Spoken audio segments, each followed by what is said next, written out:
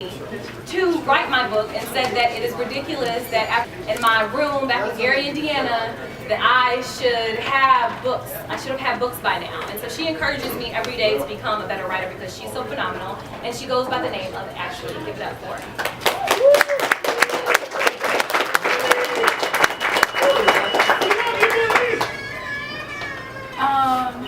So I'm gonna be back up here in a few minutes to say a whole bunch of stuff about Kelly Ray.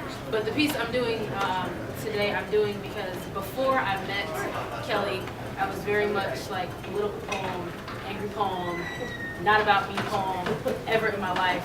And this is the first personal poem that I ever wrote, and I wrote it because Kelly Ray made it.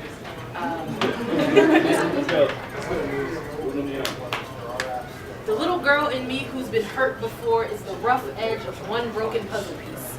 No matter how clear the picture is, my heart still doesn't fit quite right. Still doesn't settle comfortable into anyone's jigsaw dream. Has always been the reason to pull it apart, put it on a shelf, stacked to the ceiling with other boxes in various states of disarray. I got daddy issues, mental illness, domestic violence, and rape survivor. My life sometimes takes the Where's Waldo approach to finding why I'm depressed today. The page filled with the faces of folks who promise to always be here, but I do not hold their leaving against them. Sometimes I too find it hard to stay. Find it hard to stick to a promise that's tattered pieces of an old cliche, like I swore on my name I'd never lie to you. Because that's what liars do. Stand face to face and pledge to tell the truth when truth is an elusive creature. It's like writing a poem about puzzle pieces when it's really a game of cards. We wake up each morning not knowing which set of symptoms we've been dealt. We stack the deck against each other, all sharpened spades and shattered hearts. We unearth a litany of reasons to bet against our love, and I am no poker face. But I do know a good bluff when I see one. It's the smile on the face of a child the first time he's tall enough for a roller coaster. We race to the falls we know cannot kill us, laugh at that fear and call it fun. It's like spinning on the head of heartbreak to talk about the lessons we've learned, like we fell in love for want of a teacher. When what did love ever teach us?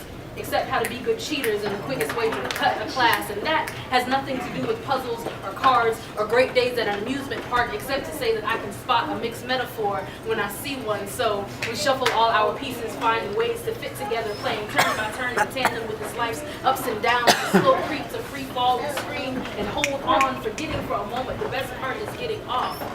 And there's some symmetry there, I guess. They say the quickest way to get over a lover is to find yourself under the next. And who knows at this point who's using whom to appease the pain of a past heartbreak. But I know the person I used to be loved someone a lot like you a long time ago, and no one has heard from either of us since. And that is not an excuse. It's just the truth I promise to tell, and truth is an excellent teacher. He says at any point in time, we are all of us easy to fall in love with.